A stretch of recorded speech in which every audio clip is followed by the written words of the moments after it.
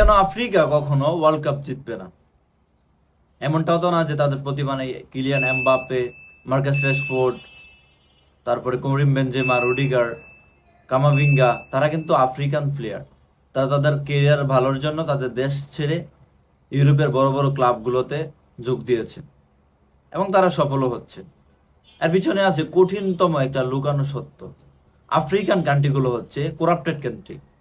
FIFA থেকে যখন কোনো টাকা বা ইনভেস্টমেন্ট করে তাদের ফুটবলারদের ইমপ্রুভমেন্টের জন্য, পাশাপাশি স্টেডিয়াম নির্মাণের জন্য, তখন তারা টাকাগুলো মন্ত্রিপরিষদ বা পাশাপাশি সরকাররা তাদের নিজেদের পকেটে ঢুকিয়ে ফেলে।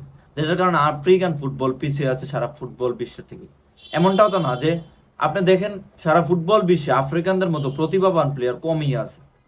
মেসি রোনালদো ইউরোপিয়ান অবশ্যই, বাট আপনার যদি দেখেন এভরিথিং এভারেজে কিন্তু আফ্রিকান প্লেয়ারগুলো প্রতিভাবান, কিন্তু তারা তাদের প্লেয়ারদেরকে প্রপার ইউটিলাইজ করার সময় সময় এবং সুযোগটুকু দিতে পারতেছে না, যেটার কারণে আফ্রিকা কখনো ওয়ার্ল্ড কাপ জিতবে না।